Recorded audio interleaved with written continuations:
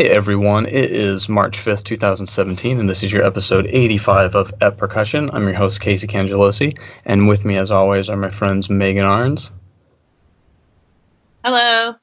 And Laurel Black. Hi. Ben Charles, how's it going, buddy? I'm doing well. How are you, Casey? Good, thanks. So, you guys, our guest specializes in solo and chamber percussion performance. He teaches at the University of Arkansas, and he's a member of Scatter Percussion. How's it going, Mark Boseman? Good. How are you guys? Great to be here. Good. Thanks very much. And yeah, thanks so much for joining us today. Tell us a little about Scatter Percussion. I was trying to extend that out of the introduction, and I wanted to know more. That's kind of an off and on percussion group that has myself, Ivan Trevino, and a few of our friends that were all at Eastman together. We don't do too much right now. We usually just kind of save that for a day of percussion that we put on at my friend George Clements' school in May, and then try to do a little bit here and there. So we just like to get together and play every now and then. So friends from Eastman, but not Megan Arns. Yeah. I'm the last, because it started a long time ago, and I guess I'm the last member to be a part of it. So it had been going on for like 8 years before they asked me to come down and play with them. So That's cool. yeah, so I mean, they came up with the name because everybody's like scattered all over the country. The original name, which I still like, is the Beck-Tet, in honor of John Beck, because they were all John Beck students, but we couldn't get them to keep that name. So Mike Burrett forbid it. He said, "You guys, I'm dissolving this ensemble. It has to be the that's the Burrett-Tet or nothing." Yeah, the Burtet. Yeah, there you go. Yeah. What was Megan like as an Eastman student? I'm very curious about this. Well, we were both. Well, the thing about the Eastman doctoral program is they try to bury you on a daily basis with anything that they possibly can. So I think we were both a little stressed out most of the time. Would that be an accurate assumption? That would be, yeah. It's usually pretty busy all the time. Yeah, so, but, sometimes you kind of bond through trying to survive every day. Yeah. For lack of a better word. But I think we were both okay during our time there. We didn't have there were only like a few like meltdowns of like, how are we going to survive today? So for the most part, we were pretty good, and we kind of stuck together and survived it together. That's right. She was great. We even had a recitals on the same day. Yeah, I'm still a little bitter about that. Not bitter, but because. So here's the thing. Here's what happened with that. So her recital was at 7 p.m. and my recital was at 9 p.m. Oh, yeah, that's right. And about a month before, maybe like 6 weeks before, she comes in and she says, "Hey, I think I'm going to put James Wood's Village Burial with Fire on my recital." Right. Which is kind of a tricky piece here in a few spots. Some light music.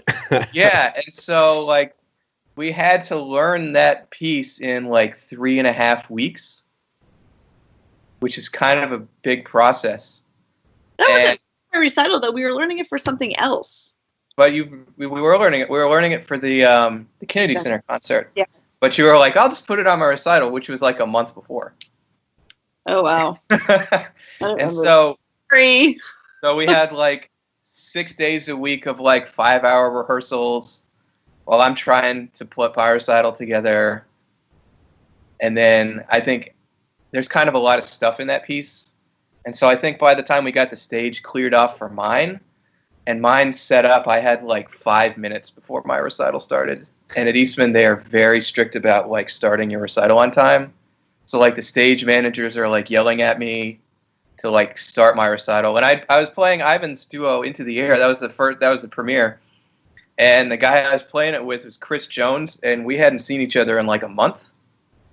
And he showed up halfway through Megan's recital because he flew into Buffalo.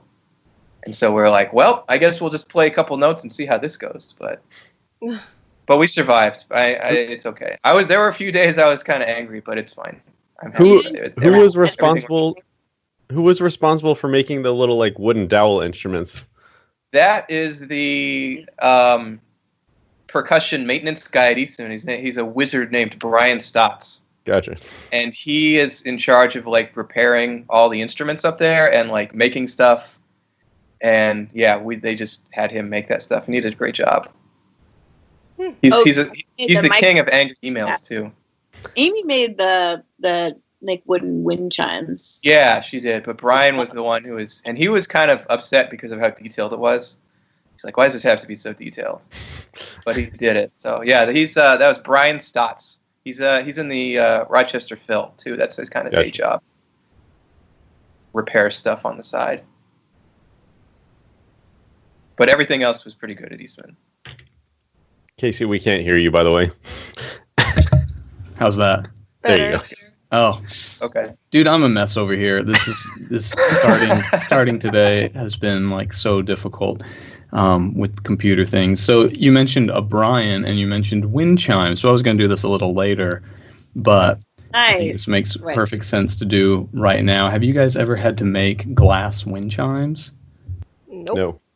I think I made some out of like a bunch of broken wine bottles once, but as far as actual ones like that pay attention to some sort of, good tone, not really. Like that sound good. So yeah.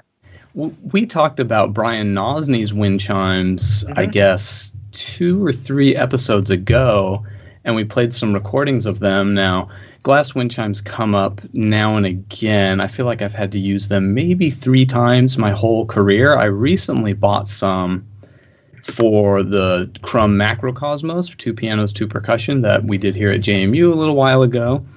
And I, of course, just, hunted some down on Amazon, and I thought they worked great for it, and I'll share those with you guys. But because I was so impressed with how Brian Nozny sounded, I bought a set of them. And what I have behind me is a whole bunch of these wind chimes, and we never do instrument plugs or comparisons or reviews on this show. It's been part of our thing that we just won't be doing swag or gear, but since this is there's no company affiliation here or anything like that, and Brian's a friend, and since we talked about it, I thought I'd share these wind chimes with you guys. So what I want to do is do a little blind test. I'm going to turn my camera off, and I'm going to play wind chime set number 1, 2, 3, and 4, and maybe 5. I forget what all is back there. And I want you guys to tell me, let's do a little blind test. And if this totally falls on itself, we'll just edit it out. But I think I hope it'll I hope it will be fun.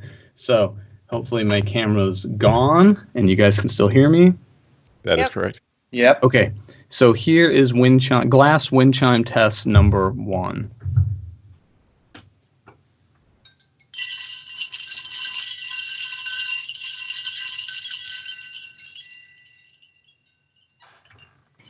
Okay? You heard that okay? Mm-hmm. Yeah. Okay, so write your scores down. Here's glass wind chime number 2.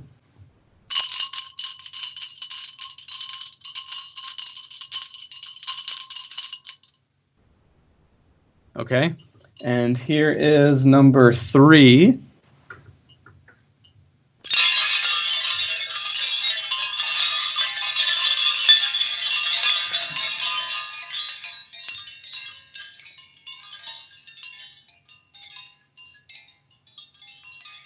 And here is number 4.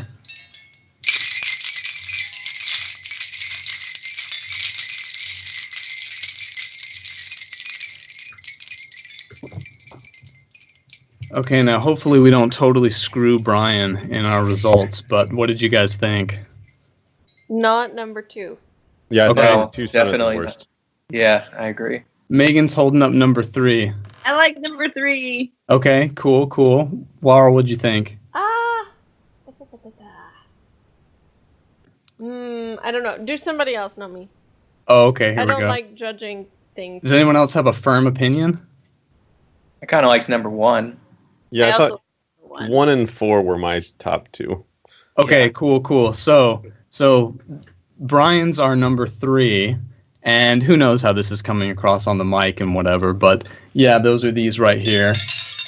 Ryan, you should send me a free set of chimes since I just totally picked out yours. I have to say for sure, Brian's are definitely louder, and right here in the live environment, they're the clear, like they're the one that definitely sounds most like an instrument. Yeah, I think the other one you guys liked were these, which are the ones I bought from Amazon, and I used those on the Crumb. They're called Blue Handworks Beach Glass and Driftwood Wind Chimes. They're really cheap. They're like 24 and a half bucks, and even $19. So they're pretty cheap. I think they sound really nice. They definitely don't glisten and sparkle the way Brian's do. So yeah, I even bought a bunch of other cheap ones, and the one you guys hated was this one. And yeah, it's like looking at it now, it's like, oh wait, yeah, why the hell would anyone even? That's not an instrument. So it was like $5. It came broken. I had to fix it. And it sounds like that. That one is called the Sunset Vista Design Studios Sea Breeze Glass Wind Chime. So anyway, if you need some glass wind chimes for something, I totally recommend Brian Nozny's. And they are a little more expensive. They are in the $100, and I think the large ones are $170. So they are a lot more. But if you go to oh my gosh, I'm blanking on the site now. Oh my gosh, the place, Kohlberg. God, if you go to Kohlberg.com, they have some glass wind chimes, and they cost 428 euros up to 499 euros. And I've heard them before. I have no idea why they're that expensive. Everything is that expensive. I've been there. It's all expensive. Why is it all so expensive? It's just because Kohlberg, like, there are no other real companies in Europe like that, so they pretty much kind of have a corner on the market, and they can charge whatever they want. Everybody orders everything from Kohlberg over there. And I've heard that Kohlberg, their market is squarely like professional orchestras that have budgets for this sort of thing. Yeah, and a lot of their instruments are sort of over-engineered, but are really incredible instruments. Yeah. Like one time I played at the New World Center in Miami, and they have a Kohlberg ratchet. Yeah. And it's actually, you can like adjust the, I don't know what you call that, the little plank that scrapes up against the gear, so to speak. Yeah. Yeah, and you can adjust that little tongue while you're playing it to like crescendo or decrescendo the ratchet. It's like, it's the world's greatest ratchet, and I'm sure it's a few $100, but if you ever needed a ratchet to put all other ratchets to shame, that's the one. Yeah, I took a tour of the factory while I was over there once, and it's incredible. Yeah, and there's a YouTube video of like a walkthrough of their, you know. He's like he actually lives at the factory. Bernard Kohlberg. He has an apartment that he built above his factory, so he can just go down there and work on anything like whenever he feels like it. And he was bragging about the timpani over there and how they were all actually hand hammered. And he proved this to us by taking a sheet of copper, and he's like, "Oh, these are all hand hammered. There's no machines." And he takes a hammer and just starts wailing away on this sheet of copper and like laughing hysterically, so that he could prove to us that everything was hand hammered. But yeah, it's incredible. Like, and he has that kind of modular system of like mounting everything. I don't know if you've seen this. You can pretty much mount anything in any way with this. Like, interesting. It's like Legos, but for mounting stuff. And we walked in there, and there was this kind of weird looking thing that he'd built with all these parts. And we were like, "What is that?" Like, we were trying to figure it out. And he was like, "Oh, that's a barbecue pit that I built after going to Brazil." And he's like, "You just hang a side of meat over on this thing that he'd made out of all these things that we would normally use for percussion." He's like, "Oh, you just hang it over a fire and it cooks." We're like, "Okay, that's cool." He also showed us there's like 4 or 5 showrooms, and one of them's just filled with timpani. And like, I guess the really high end models have this ring around the timpani that you can like lift them up on, which is like really smart considering we all struggle with moving timpani because it's really awkward. But he wanted to demonstrate how strong they were. So I think there was like a set of 5. And so he takes like one of them, like the 23 inches, he takes it and drags it across the room and then like flings it across the room into the other 4 drums. And he's like laughing, and we're all like horrified. But he's like, "Oh, this is how strong they are." And he just throws it into the other drums. Like, okay.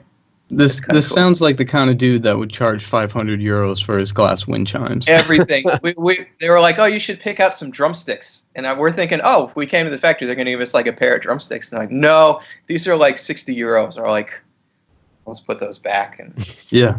Huh. the only thing that wasn't really overcharged, they have really great triangles, like incredibly good triangles that are actually fairly reasonably priced. Oh, okay. This sounds kind of like when you go to, what is it, Universal Studios, and they're like, pick out a Harry Potter wand. That'll be $85. That's exactly what happened. And I was like, oh, I think I got some sticks that I like. I think I'm good. So it's it's like literally like going to Willy Wonka's chocolate factory. It's hilarious. So the triangles were reasonably priced, but I bet the clips were like $300. I had my own clip, so I was like, I'm just taking the triangle.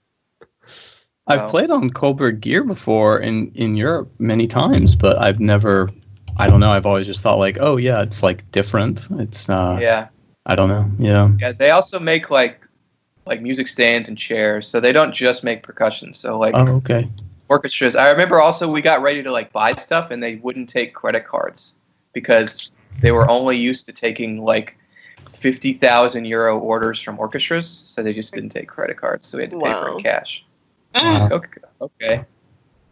Thanks. Wow. I got one of the stick bags, or one of those big mallet bags too, and it took me about 3 weeks to like get over how much I paid for it. So still haven't gotten over it. So, well, Megan, do you have a Facebook question for Mark there? I do. okay. So, I mean, Mark, one of your newest projects that I'm aware of is your book that you just published. And so Brandon Arve wants to know, can you share some info on the self-publication process you went through with your book? And then for me, if you could just tell us, a little bit about how this book came about and what it is and who it's targeted towards. Yes, go ahead. So I'll start with how it came about because the publishing stuff kind of goes in the middle of that, I guess, if that's okay. Mm-hmm, sure. It came about, to be honest, out of having too much time on my hands. Because I know you guys know all this, but my wife has been dealing with a back injury for like 3 years now. And at the time, it was right after I was finishing from Eastman. So, and at the time, my son was like 2 years old, which if anybody out there has a 2-year-old, you know that they can get kind of busy at times. And so couple that with the fact that she couldn't really do too much a lot of times, it kind of limited what I was able to do, which is kind of tough for us because we kind of base a lot of our lives on, being able to play and go out.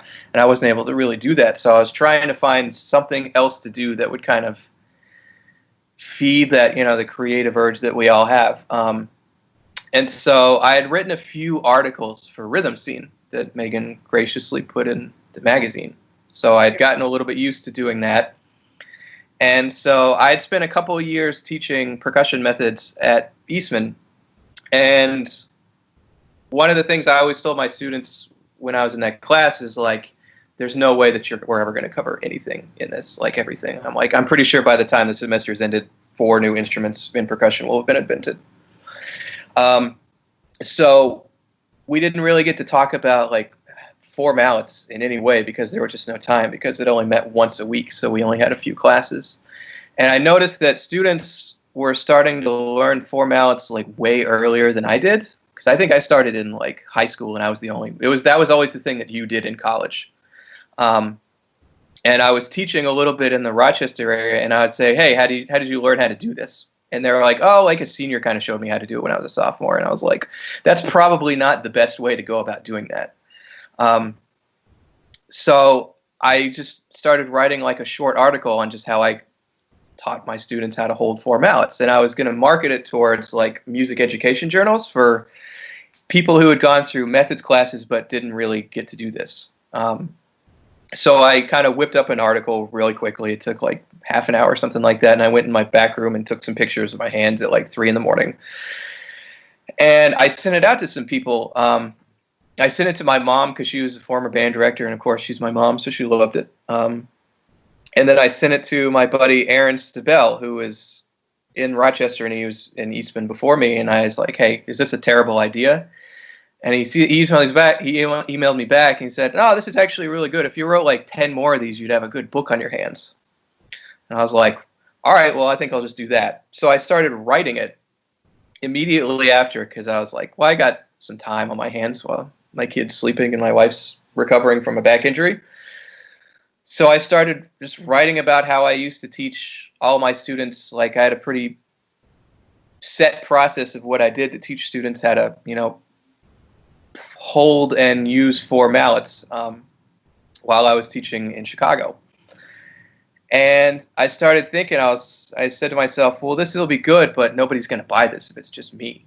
So I got to figure out some little hook to put on there to where it'll make it unique and more valuable than just like me saying, here's how I do this. So I called Ivan Trevino, because he and I were pretty good friends, and I said, hey, I got this idea for a book. Would you want to like co-write it and write all the music for it? And he's like, yeah, that's a great idea, sure. And then about 2 days later, he calls me back after thinking about probably how much work that was going to be to write all this music. And he said, yeah, I'm not really sure about this. And so we went back on a few phone calls. And by that time, I had the entire thing written. I think it took me about a week to do it because I just started writing. And we kind of were like stuck. And so I started emailing some people that I really respected, with kind of a little bit of what I had written and the idea. And I was just basically saying, I don't know if this is a good idea, and here's what I've written. What are your thoughts? So I sent it to Mike Burrett. And he emails me back. He says, no, I think it's a really good idea, but why don't you have a bunch of other composers write music for it instead of just having Ivan do it? And it was kind of like, that was kind of the light bulb kind of went off. And he said, yeah, I'll write something for it. I'm sure Ivan would. Just start emailing people. And so there you go. So I just started emailing composers, people that I know, people that I didn't really know. And I just kind of told them the idea for the book and would they be interested in writing a little bit of music for it. And after a few weeks of emailing and talking to people at PASIC, I had this incredible list of people who were going to write music for the book. Ivan did something, Blake Tyson's in there, Mike Burrett, we had Elliot Cole wrote a piece for it. So I ended up with this really incredible list of composers that agreed to write music for it. And I don't know how it happened, but I just got really lucky with all of them, and they ended up writing some really great music. So it ended up being kind of my ideas on how I went through teaching 4 mallets and their really, really good music. And we ended up with something really, really cool. As far as the publishing goes, I had no idea what I was doing when I was writing it. And I just kind of was like, well, I guess I'll just figure it out when I get to it. And if I don't figure it out, then I'll keep trying to figure it out.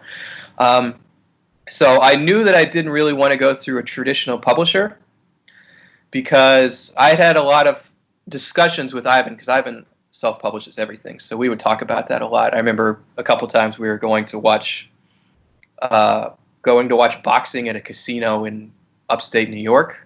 So we drove over there because we both really love boxing, and we would just talk the entire time about him self-publishing.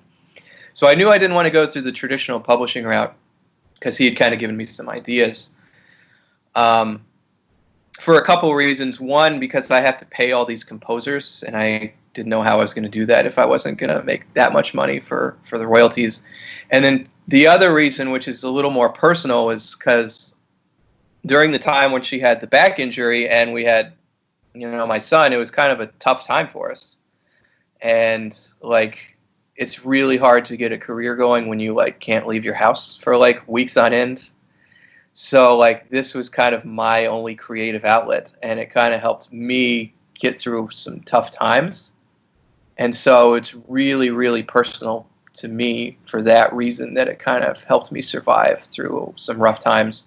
So I was like, whether it's going to succeed or whether it's not, it's just going to be on me. So I didn't really want anybody else kind of owning the book. I wanted it to be mine because of that reason. So getting back to the publishing thing, the original idea was it was all going to be electronic. I wasn't going to do any print books. And then, so I was looking at iBooks through Apple and then Amazon but I couldn't really make the royalties work because they have very specific guidelines that my book did not fall into. And then the more and more people I talked to, whether it was my students or students that I was out seeing at like George's Day of Percussion or just any high school students, I told them the idea, and they're like, yeah, I don't really like that idea. I'd rather have a print book. So I was like, okay, well, I'll try to figure this out. And so I just happened to stumble upon this program that Amazon does called CreateSpace, and it's specifically for self-publishers. So basically what you do is you do everything. You write the book, you edit it. It's all on you. I think they'll help you out a little bit, but for the most part, everything is you. So, and all you do is once you get it the way you want it, you upload the interior as one big PDF, and then you upload the cover as one PDF, and they print it and list it on Amazon and in a few countries, and they sell it and they take care of all the legwork. So that ended up being kind of a big thing for me because I just didn't know what I was going to do, and I didn't know how I was going to market it or get it out there. But so far, they've kind of helped me take care of all that stuff. So it's sold on Amazon in like 7 or 8 different countries or something like that, and they take care of everything, and it was really great. And it allowed me to keep the rights to it, so I can take it and sell it wherever I want. I actually just finished talking to Lone Star Percussion, and they're going to sell it, so I can sell it for anything. And yeah. So does Amazon notify you when you've sold a copy and then you ship it to the person? So Amazon doesn't hold any copies, right? No, the way it works, I don't ship anything. They take care of all that. The way it works, okay. They don't keep it in stock. So when somebody buys it, they just print it, bind it, and then ship it to them. Cool. So they don't actually there's not like a warehouse of my books in there. They print it all on demand and then ship it out to them. Ooh. And then I can keep track through an account of when it's sold and how many are sold and the royalties, and it just goes, I think once every month, all the royalties that I get, which are just over 50%. So the book sells for like $30, and then I think I get like 16 or something like that, which is pretty good, which I then have to split with the composers because that's the agreement we made. That all stays in like an account, and then once a month they just direct deposit everything. Yeah, so it's really, really easy. Cool. And then they also act as, right now, I don't know if it's like okay with them, but they're also acting as my printer for whenever I send them to like Lone Star. It's the size of the company makes it incredibly cheap to print books with them. I think I found when I was going around trying to find printers here in Fayetteville to see how much they would do it for, I think it was going to be like 7 or 8 a book. It's just, and depending on how many, if you order more, it goes down. But I think for them, if I just order a copy and send it to somebody, it's like $2. Does Lone Star get a discount from Amazon as a retailer? No, Lone Star gets it from me. They don't get it from Amazon. So got it. Okay. Yeah. So I order books for me at that really, really small price for like $2, and then I just have them shipped directly to Lone Star. Got it. So it's really, really easy because they said, hey, we're going to order some, and I was like, all right. I just got up on my laptop, logged into my account, and like 2 minutes later, the order was placed and they were going to be sent there, and it's as easy as it gets. So does Amazon own the ISBN, or is there an ISBN? Do you own it? There is. You can either buy one from them or you can buy your own and associate it with it. And in every effort to own everything about it, I just bought my own and supplied it. So I own everything there is to own about this book, which is important to me. And then you recorded all or most of the music in the book as well? So yeah, so that was the other part of the book. I wanted there to be a video component to it because I think that's important, because a lot of times, and I know you guys probably run into this, it's really hard to explain things sometimes. Like for some reason, especially with like the single alternating stroke, like I have such a hard time explaining that because I'm just kind of like, well, you just kind of do this. And I've since gotten a little bit better at that. And it's even harder to explain it in a book with pictures. It's just like kind of hit or miss. You never know what they're going to pick up on or not. So I knew I wanted there to be a video component in the book because it's really important to me. So I think I recorded. I think it came into just under like 2.5 hours of video for it. To where in the stuff that I wrote, the more technical stuff, I did videos for every single part of the book that, where I explain everything and I explain kind of things not to do and kind of explaining how the strokes work, and I explained everything. And then for the music, I recorded all 10 pieces. I did a video recording of all 10 pieces. Everything's a single take because I don't really know how to edit video at all. So instead of doing that, I just decided that I was just going to do all 10 pieces in a single take. And there's a couple wrong notes in there, which I say in the beginning of the book. But I think I got most of them. And then the other part of each one of those pieces of music, I also did like a short, like 6, depending on the piece, like 6 to like 9-minute video lesson for each one, where I talked about like practice strategies and the different strokes in there and musical things to look for, just in case like somebody got the book and they maybe they didn't have like a teacher that could help them out. So I figured I'd give them kind of a good start with that. So there's like when I finally finished everything and looked at how much time, I was like, that's a lot of time. Mm-hmm. That's a lot of video. And then as far as how to distribute the video, I knew that I didn't want to do a DVD because, one, nobody watches DVDs anymore. Like I have tons of method books that all have DVDs that I've never watched because I know that's such like a first world problem, but I don't want to like stop what I'm doing and like go find my I just didn't want to like do that. So, and it was going to be kind of expensive and I didn't know how I was going to do it. And then I kind of, for the demographic that it's aimed at is kind of the high school / maybe upper junior high student, because that's kind of who's learning formats nowadays. So it's kind of geared towards them. And like every high school student, like I think they watch movies on their phone at this point. I don't even think they watch TV. So like the content that they're getting is going to be pretty much exclusively on their cell phone or tablet or whatever they're doing. So all I did was I just created a YouTube account and just uploaded the videos. It's a dedicated YouTube account that I uploaded all the videos to.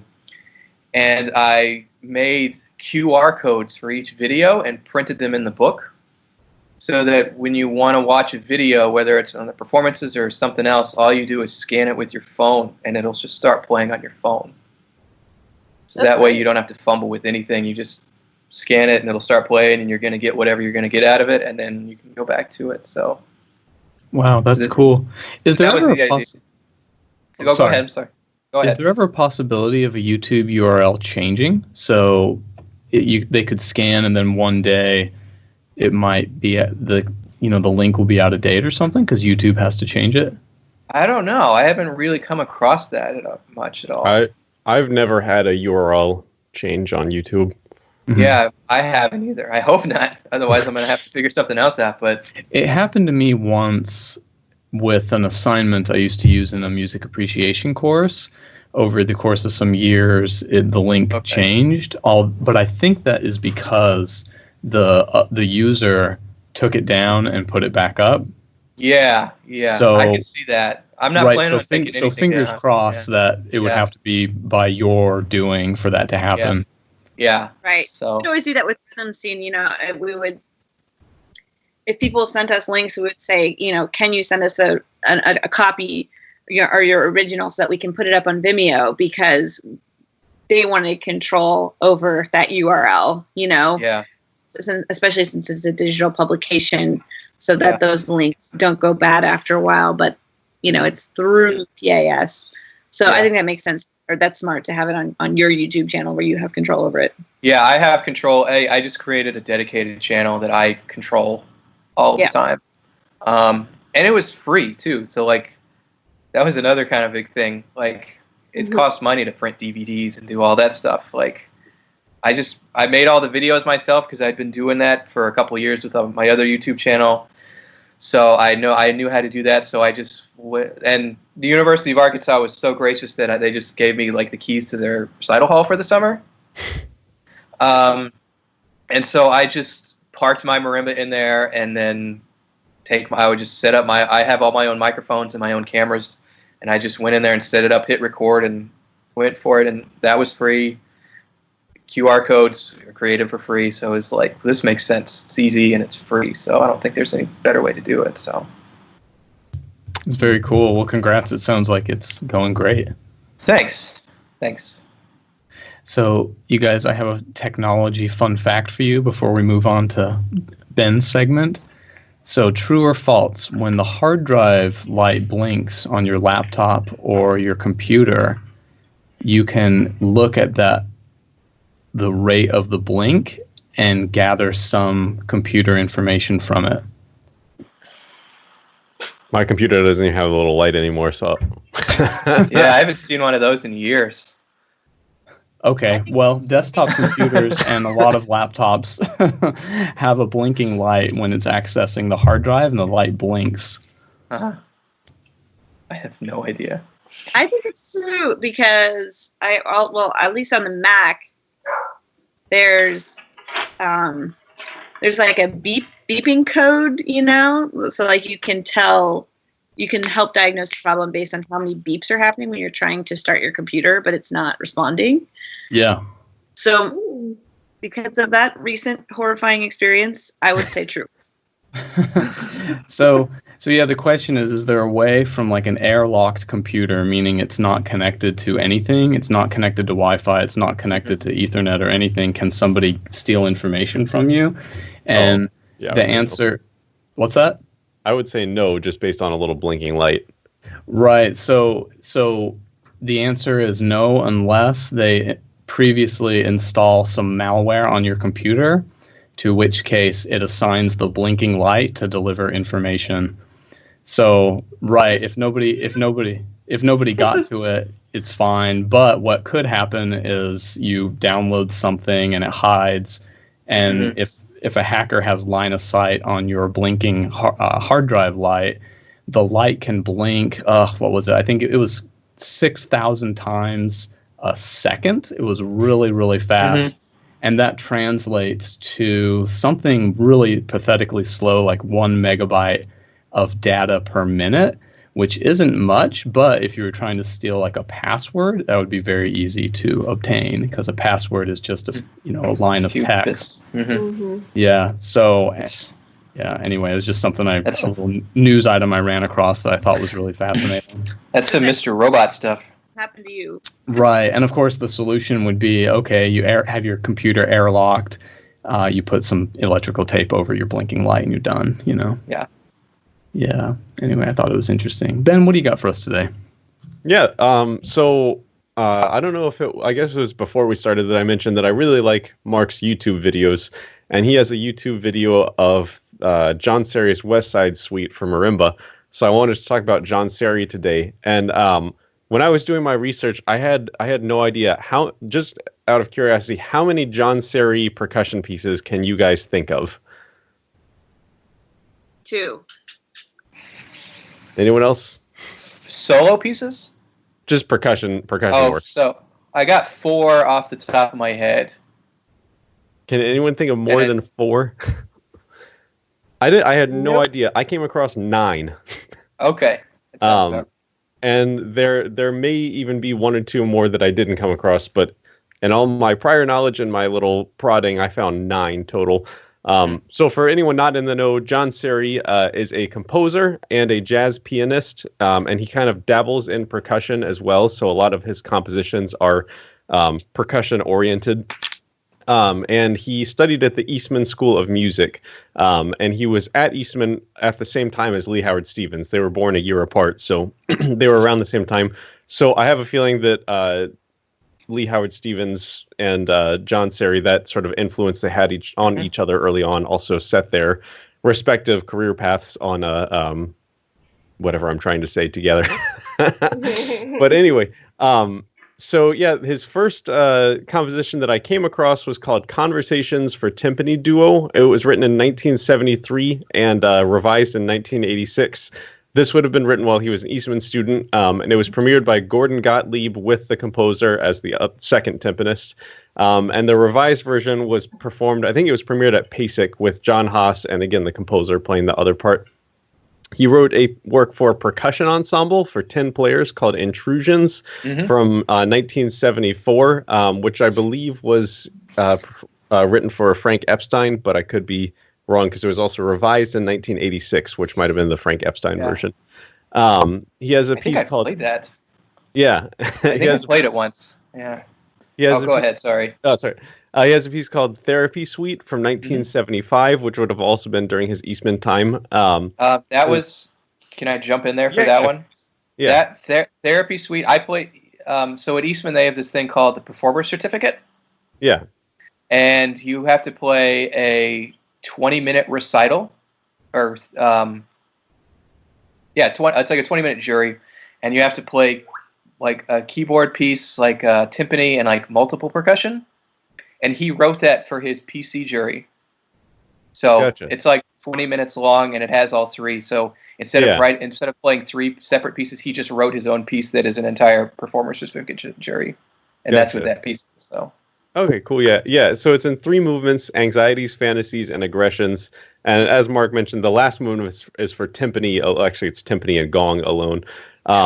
But that third movement can be performed as a solo timpani work with gong, obviously. Megan, do you need a moment? Do I need to get... My dog's laying right here. Do I need to get my dog too?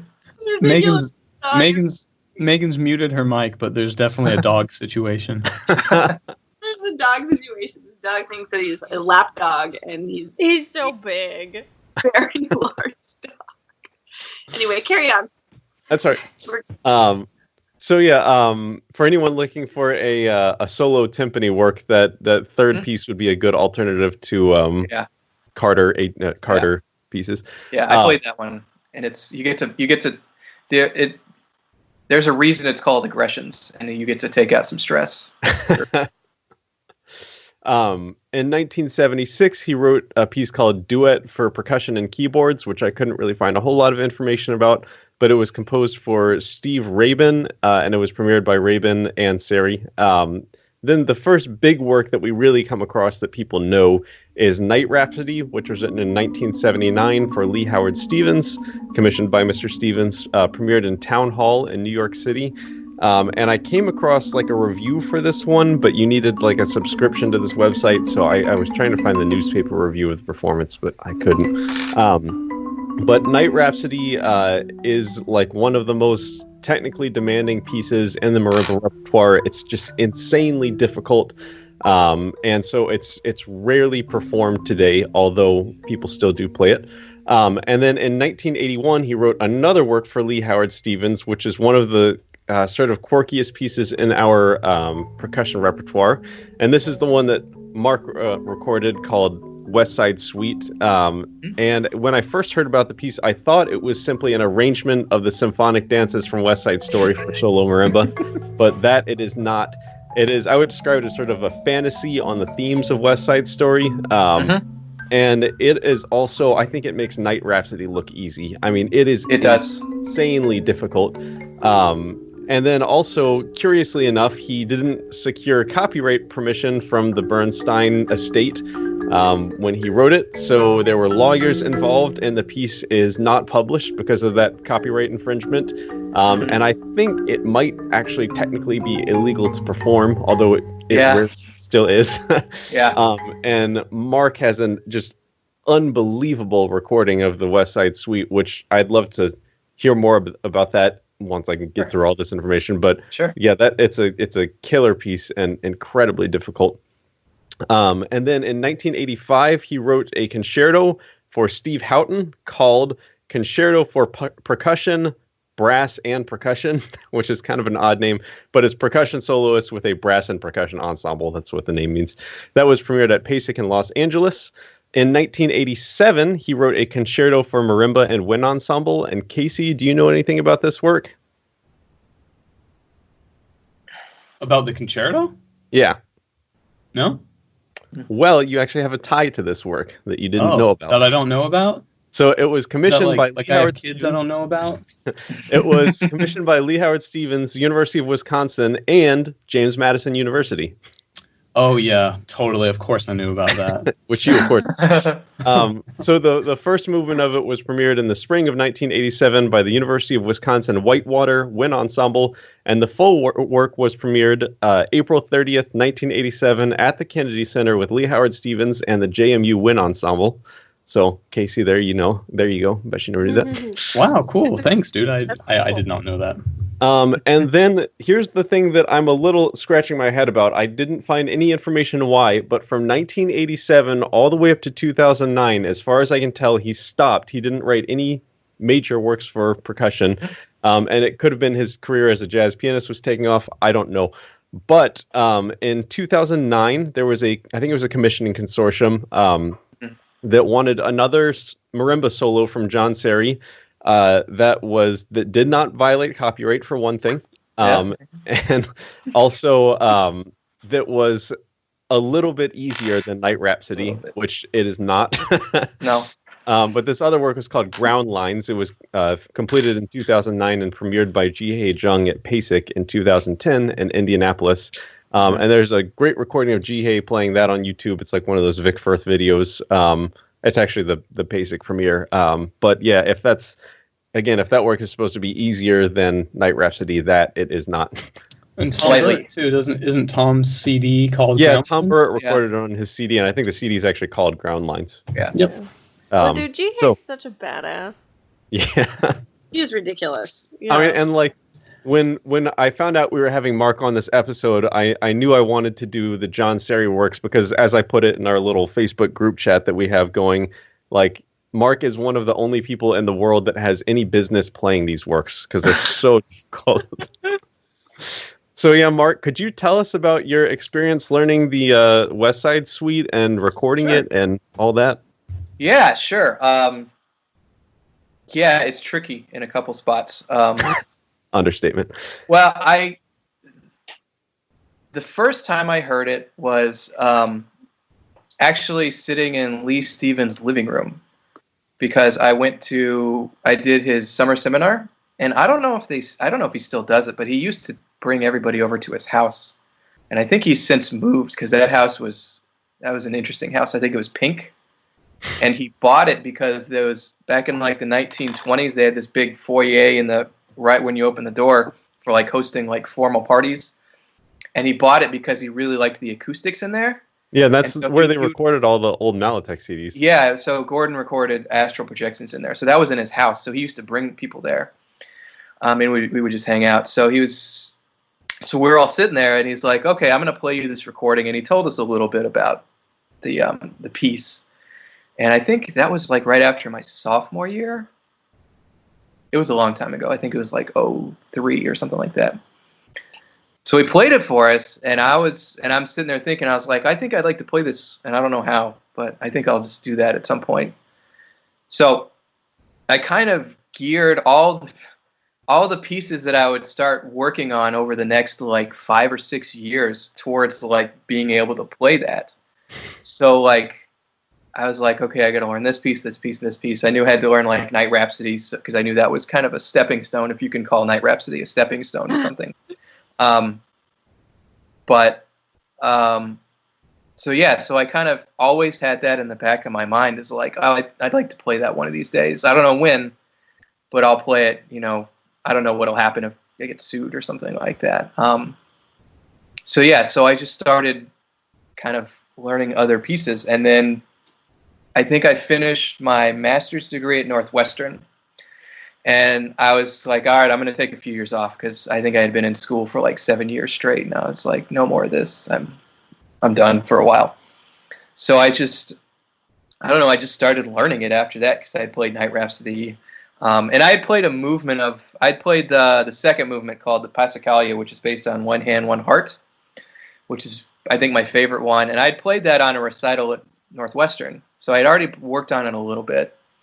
And then after I got done with that and I kind of started teaching a little bit privately and I had some practice time, I just started learning it. And I think it took me about 5 or 6 months.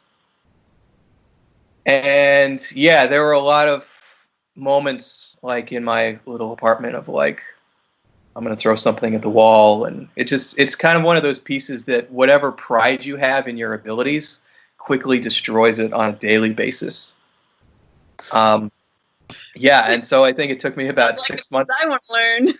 Yeah, it was like 6 months of like, that was the only thing I really worked on, which may have not been healthy, artistically, but I was like, if I'm going to do it, I'm going to do it. Yeah, and then I remember, because I knew that I was going to go back for my DMA, and I knew that I wanted to go over to Eastman, and Bert and I had talked about it. So I would go over there periodically just to kind of visit and have some lessons with him during my time away from school. And so I went over there for a lesson, and he's like, all right, what are you going to play? And I told him, and he's like, I hate you. Why are you doing this? So I played it for a lesson, and I think I ended up playing it for the studio over there. And I got some performances of it, some other places. But yeah, so yeah, it took like 6 months. And thankfully I was smart about what I did before it, because, I'd used some of the stuff that I'd learned in like Night Rhapsody. Another piece that I made sure that I played before it, it's a piece by Raymond Helbel called Toccata Fantasy in E-flat minor, which is crazy and neo-Baroque. And I think that piece kind of has a bad reputation, and I don't know why. Because everybody you talk to, they're like, well, why don't you just play like Bach instead of that and save yourself some trouble? And it's a good piece, and it just has kind of a bad reputation because of how hard it is. And like, nobody plays it ever. So I made sure I played that one too. And then lives in Missouri. Yeah, he lives like really close to you, right? I think we're Facebook friends. Yeah, he lives in Missouri. Yeah. I actually just confirmed him for the show with his wife, Carol. Awesome. Really? You should ask him about that piece. It's great. It's a cool piece. Yeah, there'll be a ton to talk about with him. No, actually, Carol sent me a text of some students at her competition playing a piece of mine, a duo of mine. So we got talking, and she's had me there as her guest before. So yeah, it was real easy. Yeah, MPAT was yesterday. Yeah, right. Yeah, it's great. So yeah, she said she'll do the show, and yeah. Yeah, that piece that's a good piece, and it has a bad reputation because nobody plays it because it's really hard, and everybody just says play other stuff, but it's a good piece. So I ended up continuing to work on it. I think I worked on it for like a couple of years, and then in that, I think before we started talking, we talked about an interesting night of recitals at Eastman between Megan and I, in which she programmed James Wood's Village Burial with Fire, and that I had to play the hardest xylophone part ever written, I guess, on that. And then on that 9 o'clock recital right after that, the second half was West Side Suite. Oh my God. Or actually, it wasn't the second half. I was just an idiot and decided not to do an intermission. I had like 4 pieces on that recital, and one of them was Ivan's duo Into the Air. The other one was Dances of Earth and Fire. I put on there, and then The King of Denmark, and then the last half of the recital, since West Side Seat's about 25 minutes long, was just that. So that was kind of a long night. Thanks in part to programming decisions by Megan Arntz. You're making me feel horrible. No, it was fine. We survived. That's all that matters is we survived.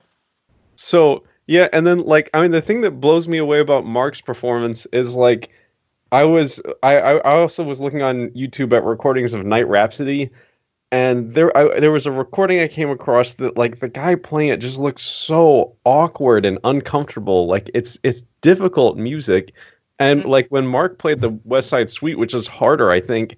It just looks easy. I appreciate that. And so, I planned that many years ago. I actually have a story of how I planned that. So, I'm sorry. Go ahead. We're audio only format at this point, so I'll have to give a picture of this to Casey to send, and hopefully we don't have lawyers showing up because I'm about to show some illegal stuff here. But look at the. Oh yeah, that's the first movement. It's that's a fun couple measures. Yeah, I mean, the right-hand part alone looks like something that you would play with 2 hands, and then there's also a left-hand part and octaves under it. I mean, it's just... Yeah, Mark has his rhythm scene articles, and the one particularly that I use a lot is that broken interval exercise, Mark. Mm-hmm. The broken interval article. That's where that stuff came from. Yeah, exactly. and Dean Gronemeyer he wrote his dissertation on the technical issues in this piece, and he has quite a bit of info in there about the challenges as well. Yeah, it's tricky. So I just have one question about it though. It's still like the manuscript is still illegal, right? Like it's not. Yeah, I think so. So when you learned it, like, was that a concern to you? No, I think I was just kind of naive about everything. Gotcha.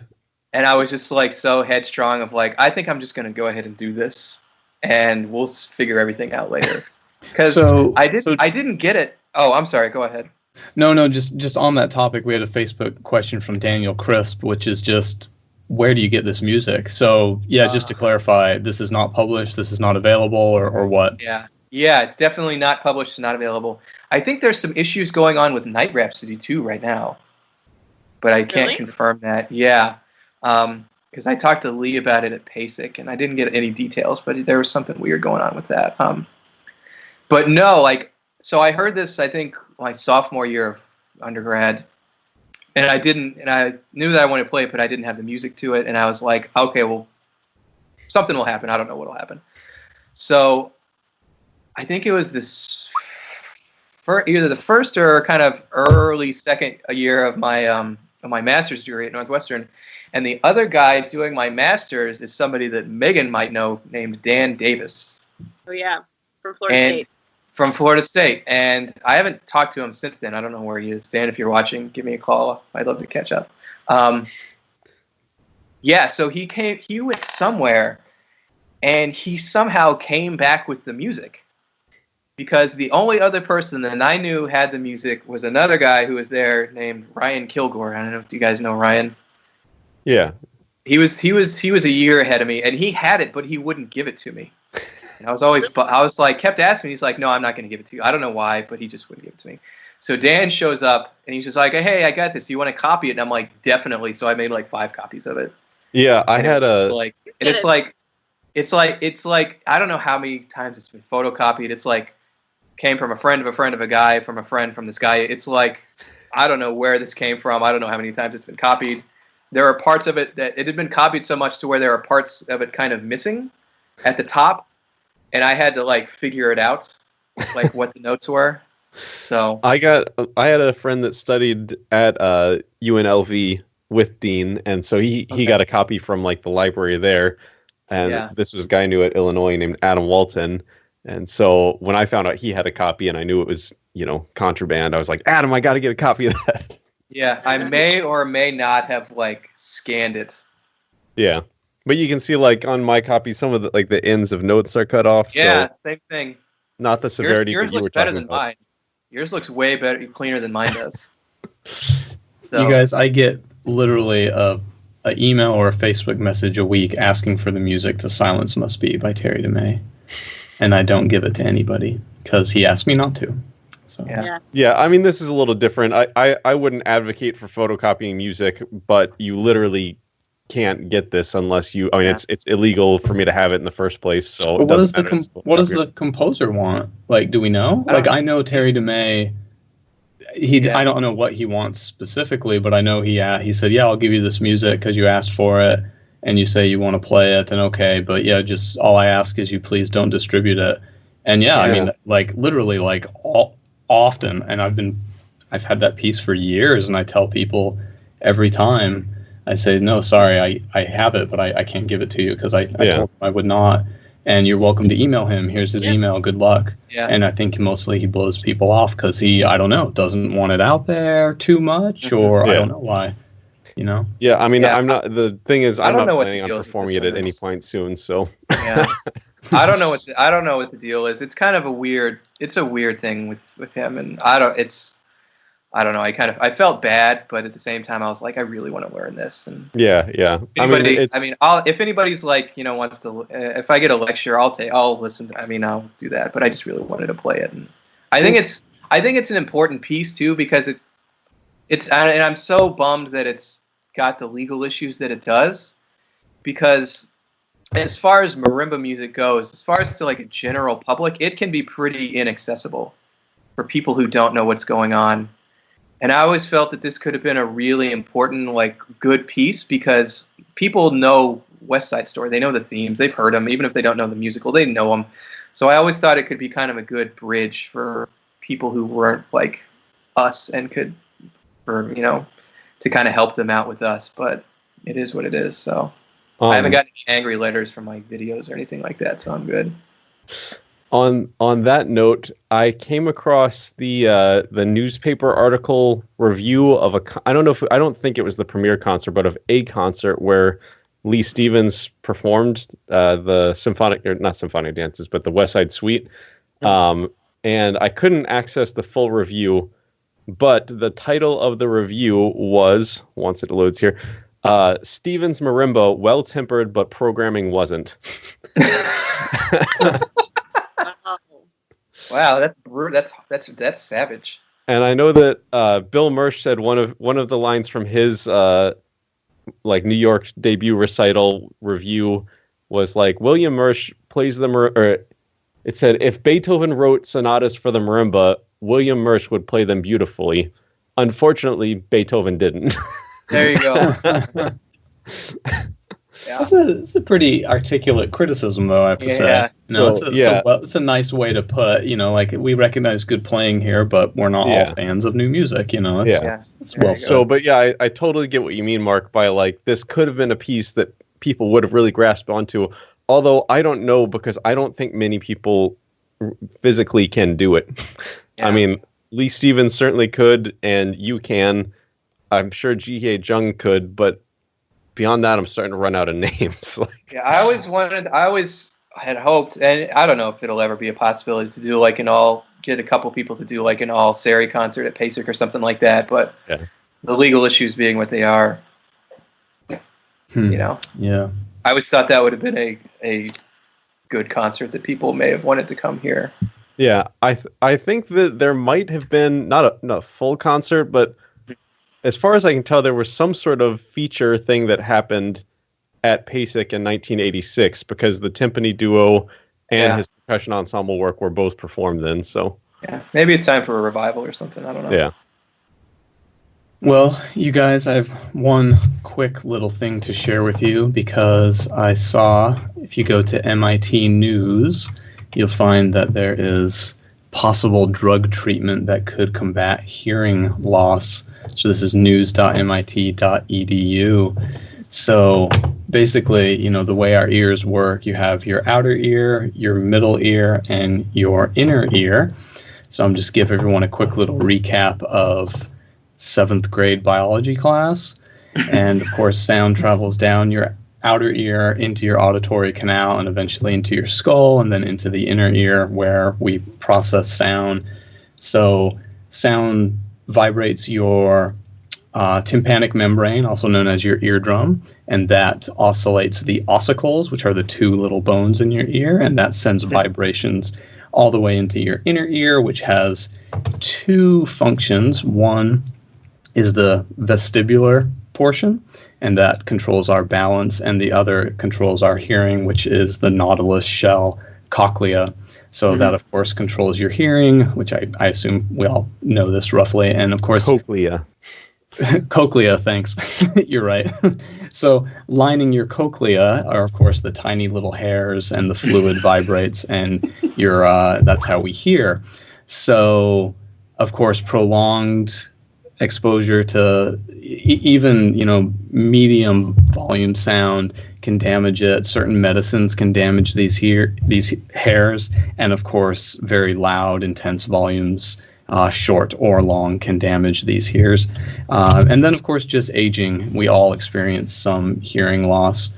So, what these guys have developed is this drug that is a uninvasive treatment that is basically progenitor cells, is what they're called, and I don't really understand what those are, but from what I understood, they are like stem cells. So they're these cells that can turn into other things. So when you've lost one of those frequency hairs, a progenitor cell could go through and replace it.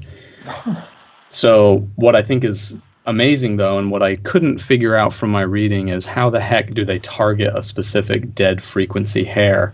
But they said that the treatments have been going very, very well in mice, and they're incredibly successful, and they're actually going to start testing on humans in only 18 months. So that probably means the treatment could be finished in our lifetimes. Cool. And it could be as simple as going to the ear doctor and getting the same type of shot in your ear that you would get for a like an ear infection. Yeah. So I can throw away all my earplugs? Yeah, they could right. So let's just go nuts. They should just set up the trials at PASIC. I mean, they want a good demographic. Just set them up there. Yeah, really. Yeah. They're gonna have plenty of volunteers. Yeah. Well, it's exciting that like you could regenerate something in your body anyway instead of adding in like a false or plastic implant because like repairing what's already there could mean that you don't lose the relationships of frequencies in your hearing.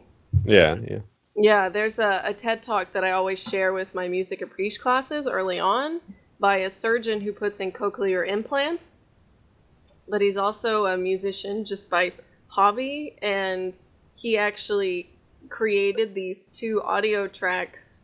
One is just the Rachmaninoff C-sharp minor prelude that everybody knows, and the other is how a person with a cochlear implant will hear that.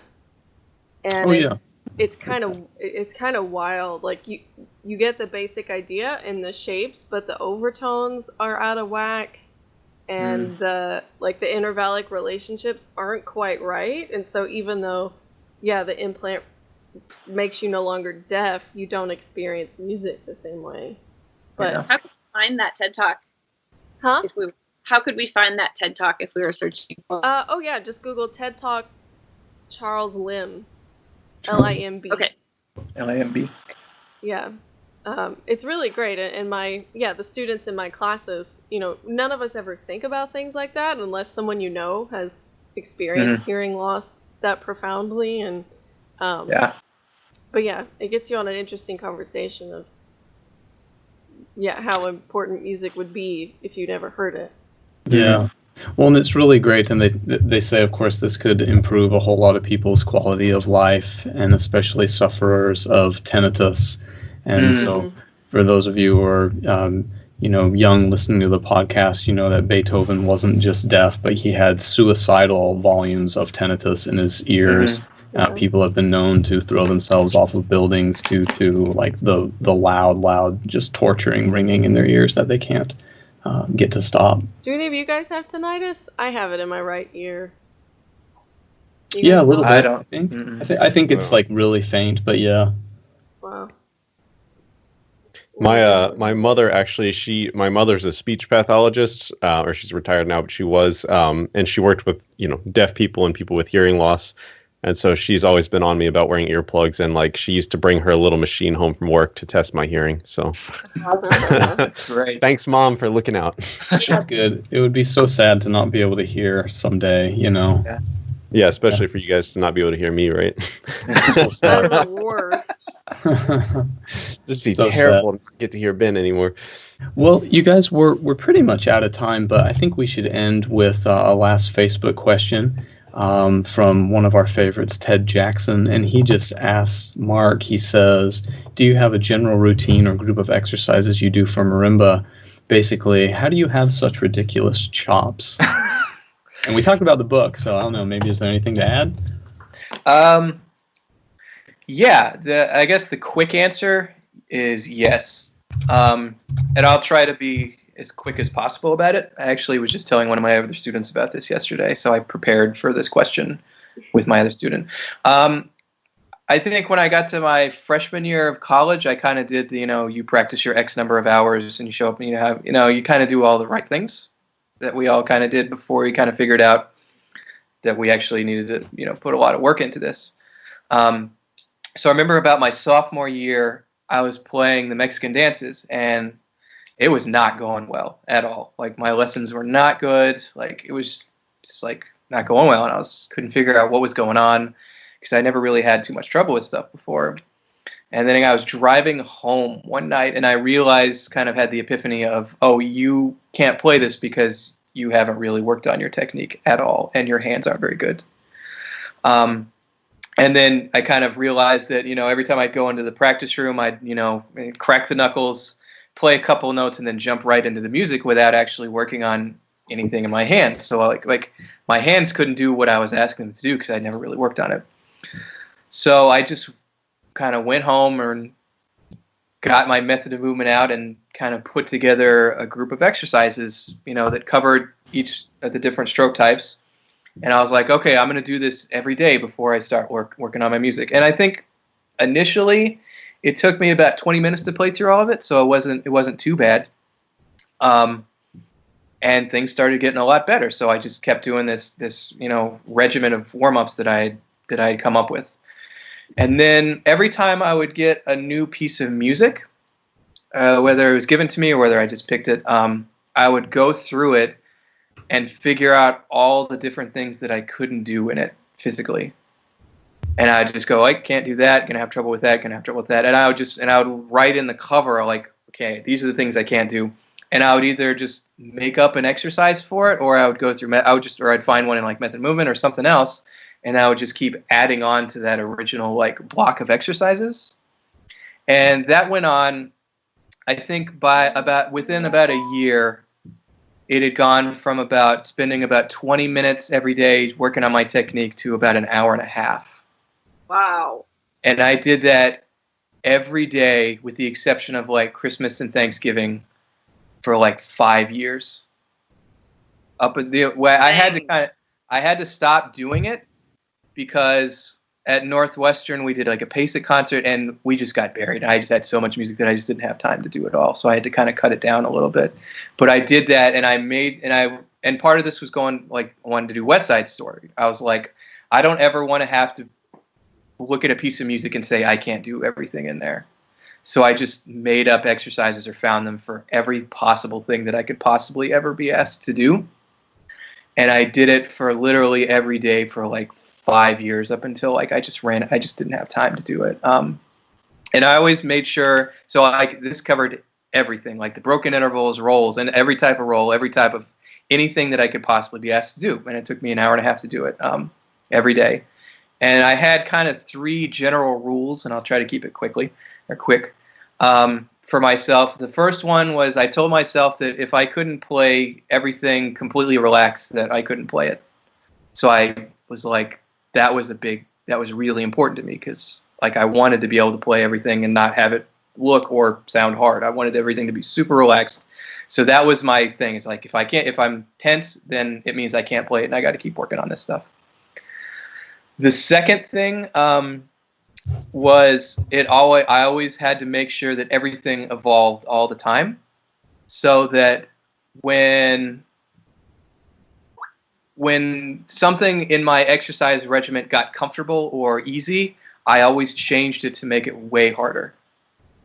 So like just as an example, there's some exercises in method movement for like really fast interval changes where you'll start at an octave in one hand and then you'll compress to the third and the fifth really fast at like a 16th note. You guys, so you go from the octaves out to the third and the fifth. So you're just kind of doing that inside.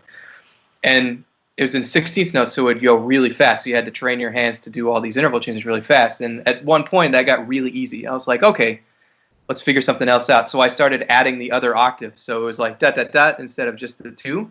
So I'd go back to the octave really fast, and then that got easy. So I just keep adding other things to make all these exercises way harder.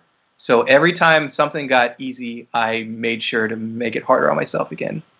So that, yes, I was playing the same regiment of exercises, but they were always changing and getting harder over the course of that time. And then the other thing that I always made sure to do is I always wanted to make it musical. So I didn't want to just go in there and just like blow through all these exercises and then get to the music. I wanted to make music out of these kind of mundane exercises, because I've noticed that if you do that, it just kind of subconsciously kind of transfers to everything else that you're doing, to where if you're playing musically in your warm-ups and your technique, you're going to be playing musically later on. And it's not a shift of, okay, I'm banging through these warm-ups, now I got to be musical. You're just doing that all the time. So if I'm playing like green exercises, I'm always, shaping the scales, because if you can make green exercises sound musical, you can make anything sound musical. Or whether it's if I'm doing a roll exercise, I'm making an entire phrase out of the entire roll exercise, and then on top of that, changing that every day. So I'm doing something musically every day. So I wanted to make all of my exercises musical so that it would subconsciously transfer over into whatever I'm doing, and that I'm always hearing that rather than just like blowing through all the exercises and like, okay, now I'm going to be musical when I'm playing the actual music. No, I wanted to make it everything like that. So that's kind of what I did in the Reader's Digest version. Cool. Yeah. I don't do the hour and a half anymore. Now it takes me about 45 minutes. I cut about half of it out. But so yeah, so it was like, I mean, I think I was in there on the afternoon of my 21st birthday doing that. I was that much of a nerd. Cool. That's great answer. Yeah, and thanks for the question, Ted. Okay, guys. Hey, this was episode 85. So thanks everyone for being here, and thanks Mark Boseman. We'll catch you guys next time. Thank you. Good. Bye. Bye.